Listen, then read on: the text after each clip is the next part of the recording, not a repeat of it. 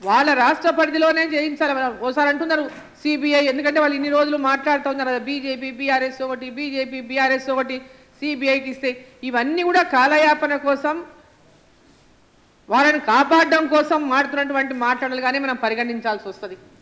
వాళ్ళ చిత్తశుద్ధి ఉండుంటే, నిజంగా కాలయాపన చేసేటటువంటి ఆలోచన లేకుంటే మరి ఏసీబీతోనో చేయించవచ్చు, సిఐడితోనో చేయించవచ్చు.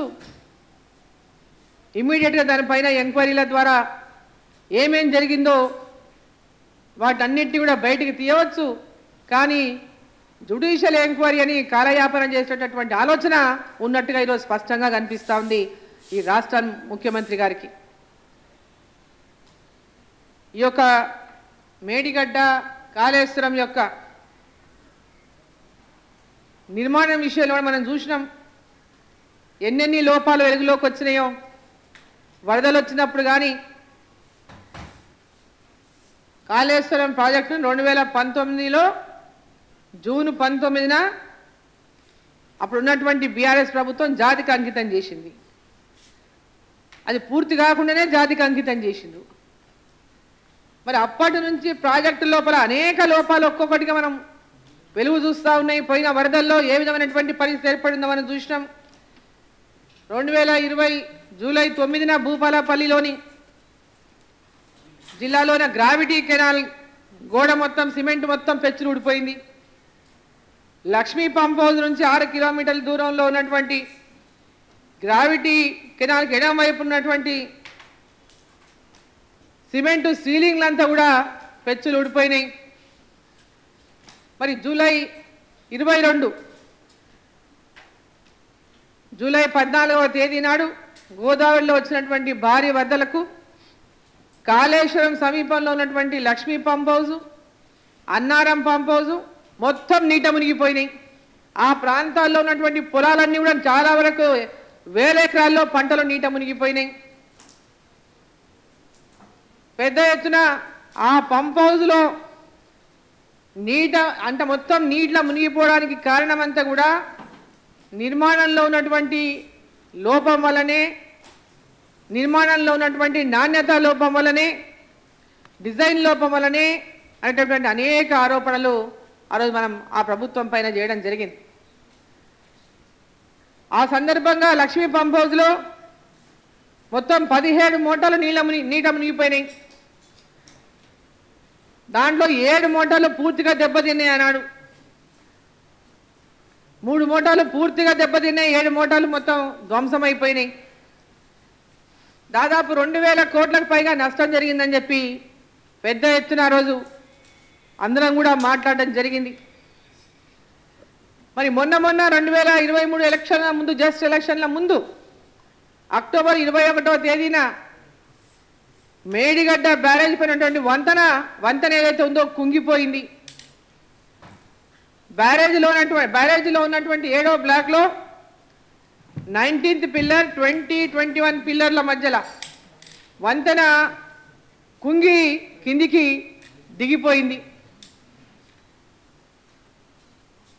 అయితే 20వ నంబర్ పిల్లరు నిర్మాణ దశలో ఉండంగానే పగుళ్ళు వచ్చినాయి. పగుళ్ళు వచ్చినా కూడా అప్పుడు అధికారులు వాటి గురించి పట్టించుకోలేదు.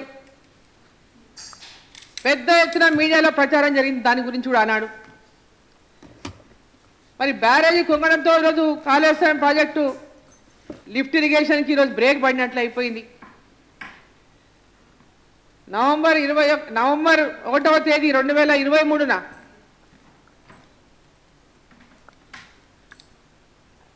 అన్నారం బ్యారేజ్ 38, 46 గేట్ల దిగువన కింద లీకేజీలు మొత్తం ఏర్పడినాయి. వీటిలో ఆ వాటర్ అంతా సుడులు తిరుగుతున్న నేపథ్యంలో ఇసుక బస్తాలతో తాత్కాలికంగా ఆ లీకేజీలు ఆపినప్పటికీ పెద్ద ఎత్తున ప్రమాదం పొంచి ఉందని ఎంతోమంది సాగునీటి నిపుణులు మనం హెచ్చరిస్తూ ఉన్నారు. ఈరోజు నేను ఒకటి అడుగుతా ఉన్నా, ఈ రాష్ట్ర ప్రభుత్వానికి, ఈ రాష్ట్ర ముఖ్యమంత్రి గారికి కాళేశ్వరం ప్రాజెక్టులో జరిగినటువంటి నిర్మాణంలో నాణ్యత లోపం కానీ, కమిషన్లకు కక్కుర్తిపడి లక్షల కోట్లకు ప్రాజెక్టుల అంచనాలు పెంచి వేల కోట్లలో ఈరోజు అవినీతికి పాల్పడి కాళేశ్వరం ప్రాజెక్టునే ఈరోజు దాని అతిగతి తెలియనటువంటి దుస్థితి ఏర్పడిన సందర్భంగా మరి రాష్ట్ర ముఖ్యమంత్రి రేవంత్ రెడ్డి గారు వెంబడే దాన్ని కాలయాపన చేయకుండా గతంలో మీరు అన్న మాటలకి కట్టుబడి ఈరోజు అధికారంలోకి వచ్చిన తర్వాత వాళ్ళని కాపాడేటటువంటి ఆలోచన మీకు ఏదైనా ఉందనేటటువంటి మనం కలగకుండా ఉండడానికి మీకు నిజంగా చిత్తశుద్ధి ఉంటే వెంబడే గత ప్రభుత్వం ఇచ్చినటువంటి జీవో ఏదైతే ఉందో సిబిఐని రాష్ట్రంలోకి అడుగుపెట్టనీయకుండా వాళ్ళు ఇచ్చిన జీవోని వెంబడే రద్దు చేయండి. సిబిఐ రాష్ట్రంలోకి వచ్చి ఎక్కడ ఇలాంటి అవినీతి జరిగినా వాటిని ఎంక్వైరీ చేసేటటువంటి విధంగా జీవోలో మార్పు తీసుకురండి. నూతన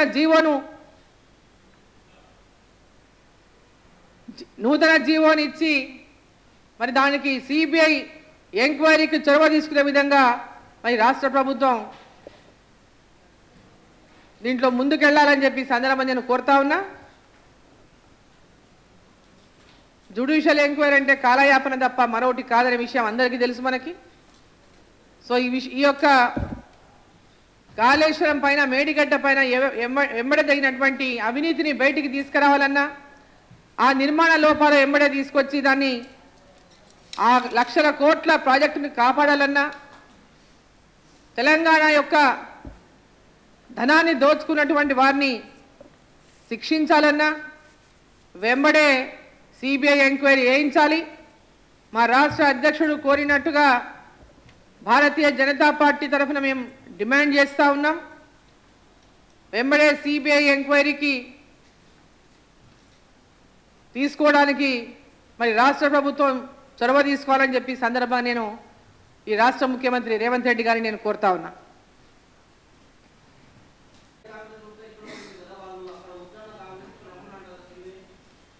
వాళ్ళకు చిత్తశుద్ధి ఉంటే రమ్మనాల్సిందే. చిత్తశుద్ధి లేకుంటే వారు కూడా కేసీఆర్ని దాంట్లో అవినీతి జరిగినటువంటి వాళ్ళని చేసిన వాళ్ళని కాపాడాలనుకుంటే తేట తెల్లని చేయాలి.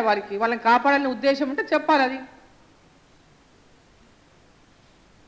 రాష్ట్ర ప్రభుత్వానికి కాళేశ్వరం మేడిగడ్డలు జరిగినటువంటి అవినీతిని ఆ నిర్మాణ లోపాలను వెలికి తీయడం ఇష్టం లేకపోతే వారి మీద చర్యలు తీసుకోవడం ఇష్టం లేకపోతే వారికి కాపాడేటటువంటి ఆలోచన ఉంటే అది బట్టబయలుదేరనే కోరుతున్నాం.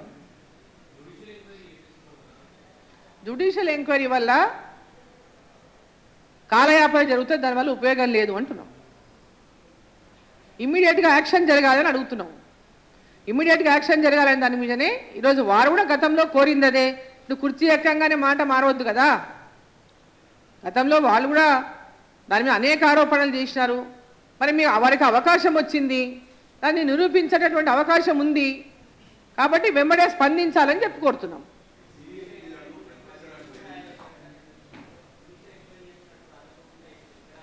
తప్పగా మీడియాలో వారు మాట్లాడినట్టుగా వచ్చింది కదా, అందుకనే చెప్తున్నాం. మేము కూడా జ్యుడిషియల్ ఎంక్వైరీ చేయడం వల్ల కాలయాపన ఆలస్యం అవుతుంది.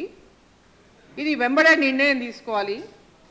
ఇది లక్షల కోట్ల రూపాయల ప్రజాధనాన్ని పోసి కట్టినటువంటి ప్రాజెక్టు, అప్పులు తీసుకొచ్చి కట్టినటువంటి ప్రాజెక్టు, తెలంగాణ ప్రజలకు నెత్తిన అప్పుల భారాన్ని మోపినటువంటి ప్రాజెక్టు. దాంట్లో ఎలా ఈరోజు మన జరిగినటువంటి కాళేశ్వరం కానీ మేడిగడ్డ జరిగినటువంటి నిర్మాణ లోపాల వల్ల ఏ విధంగా ఈరోజు ప్రాజెక్టు గొంగిపోవడమే కానీ గతంలో పంప్ హౌస్లు మునిగిపోవడమే కానీ ఇవన్నీ జరిగినటువంటి నేపథ్యంలోనే పెద్ద ఎత్తున కేసీఆర్ గారే తానే ఇంజనీర్ అని చెప్పి నేను డిజైన్ చేసిన అని చెప్పి మరి ఇంజనీర్ కాని వాళ్ళు ఇంజనీర్ అని చెప్పి డిజైన్లు చేసి ప్రాజెక్టును ముంచితే తెలంగాణ ప్రజలు చూస్తూ ఊరుకుండాలా? అవకాశం వచ్చింది, కాంగ్రెస్ పార్టీ గారు అధికారంలో ఉన్నారు. ఆ అవకాశాన్ని సద్వినియోగం చేయండి, తెలంగాణ ప్రజలకు న్యాయం చేయండి అని చెప్తా ఉన్నాం.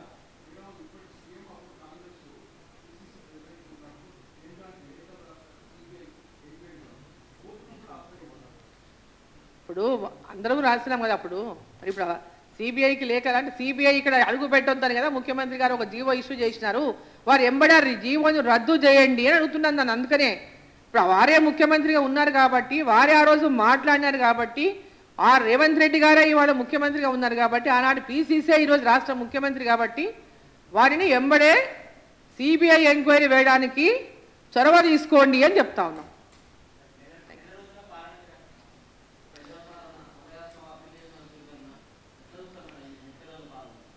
ఇప్పుడు ప్రజల వద్ద ప్రజాపాలన అని అప్లికేషన్లు తీసుకుంటా ఉన్నారు గ్రామాలలో. సో వాళ్ళు 100 days టైం అడిగినారు ఇవన్నీ ఇంప్లిమెంట్ చేయడానికి. సో దాంట్లో ఈ 6 గ్యారంటీల లోపల అంటే 6 అంటే 6 నంబర్ కాదు, ఆ 6లో చాలా ఉన్నాయి ఇంకా. సో ఆ 6లో కూడా ఒక్కొక్క దాంట్లో 3 ఉన్నాయి, 2 ఉన్నాయి, అట్లాంటివి చూస్తే ఆ 13 కాకుండా ఇంకా చాలా ఉన్నాయి వాళ్ళు ఇచ్చినటువంటి. అంటే ఇది గ్యారంటీ, అవి గ్యారంటీలు కదా, ఇచ్చిన మేనిఫెస్టోలో ఉన్నటువంటి ప్రతి ఒక్క హామీ కిందకే చూడాల్సినటువంటి అవసరం ఉంటుంది. కాబట్టి ఈ హామీలన్నీ నెరవేర్చడానికి మరి 100 రోజుల సమయం ఏదైతే అడిగినరో 100 రోజుల వరకు ఈరోజు వేచి చూద్దాం. 100 రోజుల లోపల వాళ్ళు చేయగలిగితే సంతోషం, వాళ్ళు ఇచ్చిన మాట నిలబెట్టుకుంటే సంతోషం. ప్రజలంతా కూడా, తెలంగాణ ప్రజలంతా కూడా ఆ వాటి కోసమే, ఆ హామీలపైనే ఓటేసి గెలిపించినారు, మార్పు కావాలని గెలిపించినారు. సో వారు ఆ హామీలను నిలబెట్టుకోవాల్సినటువంటి బాధ్యత ఈరోజు కాంగ్రెస్ పార్టీ పైన ఉంది. ఈరోజు చాలా చోట్ల కూడా హౌసింగ్ విషయంలో ప్లాట్ లేకుండా, ఇల్లు లేకుండా ఉన్నటువంటి వాళ్ళపైన క్లారిటీ లేదు. ఎక్కడ ఇంతవరకు ఎలాంటి నివాస యోగ్యం లేనటువంటి వాళ్ళకు ప్లాటు లేదు, వాళ్ళ ఇల్లు ఉండదు, ఎక్కడో కిరాయి ఇంట్లోనో లేకుంటే ఎక్కడో చోట గూడ్సెలలోనో ఉన్నటువంటి కుటుంబాలు అనేకం ఉన్నాయి. మరి వాటిపైన కూడా క్లారిటీ లేదని చెప్తా ఉన్నారు. వాటిపైన కూడా క్లారిటీ ఇవ్వాలి రాష్ట్ర ప్రభుత్వం. మరి వారికి ఎట్లా ఇండ్లు నిర్మాణం చేసిస్తుంది, ఎప్పట్లోగా నిర్మాణం చేసిస్తుంది, ఉన్న డబుల్ బెడ్రూమ్ ఇళ్ళని ఏ విధంగా ముందుకు తీసుకెళ్తారు, ఎట్లా బెనిఫిషరీస్ని ఐడెంటిఫై చేస్తుంది, ఎట్లా వాళ్లకు ఇస్తున్న విషయం కూడా తెలిపాల్సినటువంటి అవసరం ఉన్నది. సో చాలా ఉన్నాయి. ఇంక దీంట్లో ఇంకో కొంచెం ఇప్పుడిప్పుడే మేము అధికారంలోకి వచ్చినాం, ఇప్పుడిప్పుడే సరి చేసుకుంటున్నాం అంటున్నారు కాబట్టి కొంచెం సమయం ఇవ్వడమే కరెక్ట్ అని మేము కూడా అనుకుంటున్నాం.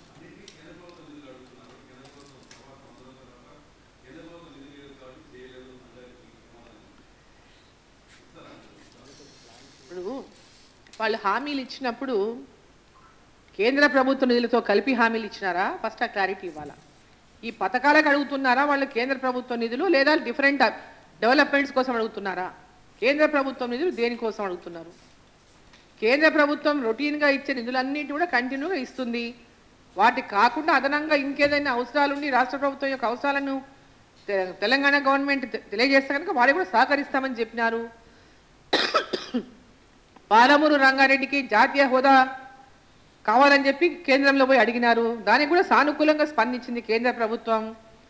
జాతీయ హోదా అనేటటువంటిది లేదు, కాకపోతే దానికి సమానంగా నిధులు ఇస్తాం అనేటటువంటి మాట కూడా చెప్పడం జరిగింది. ప్రాజెక్టు కోసం నిధులు ఇస్తామని చెప్పడం జరిగింది. పూర్తిగా తెలంగాణ అభివృద్ధి కోసం కేంద్ర ప్రభుత్వం కూడా సహకరిస్తామని చెప్పినారు, అప్పుడు కూడా సహకరించారు.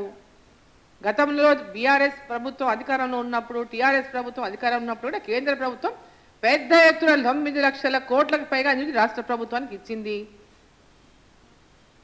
వీళ్ళు కావాలని బీజేపీ మీద ఏదో ఒక అపవాదు తీసుకురావడానికి, సౌత్ నార్త్ అనేటటువంటి సెంటిమెంట్ ద్వారా లబ్ధి పొందడానికి అనేక ఆరోపణలు చేసింది భారతీయ జనతా పార్టీ పైన, అప్పుడున్నటువంటి టీఆర్ఎస్ పార్టీ కానీ బీఆర్ఎస్ పార్టీ కానీ. ఈరోజు కాంగ్రెస్ పార్టీ కూడా కేంద్ర ప్రభుత్వంలో గతంలో వాళ్ళు ఉన్నారు, రాష్ట్రంలో అధికారంలో ఉన్నారు. గతంలో చూసుకుంటే కేంద్ర ప్రభుత్వం, రాష్ట్ర ప్రభుత్వం నిధులతోనే డెవలప్మెంట్ అనేది కలిసి ఆ స్కీమ్లకు కలిసి చేస్తే ముందుకెళ్తాయి. ఇక్కడ కేంద్ర ప్రభుత్వానికి పేరు వస్తుంది కాబట్టి ఆ స్కీమ్ల పేరు మారుస్తాం, ఆ రూటు మారుస్తాం అన్నప్పుడే ప్రాబ్లం వస్తుంది. వాళ్ళు రూట్లు మార్చుకొని పేర్లు మార్చుకొని కేంద్రం ఇస్తలేదనేటటువంటి బ్లేమ్ గేమ్ గత ప్రభుత్వం ఆడింది. కాబట్టి ఈ ప్రభుత్వం అట్లాంటి పొరపాటు చేయకూడదని నేను భావిస్తా ఉన్నా. తెలంగాణ యొక్క అభివృద్ధి కోసం కలిసి పనిచేయాల్సినటువంటి బాధ్యతగా, తెలంగాణ అభివృద్ధి ధ్యేయంగా కలిసి పనిచేయాలని చెప్పి వాళ్ళని కూడా ఈ సందర్భంగా నేను కోరుతున్నా.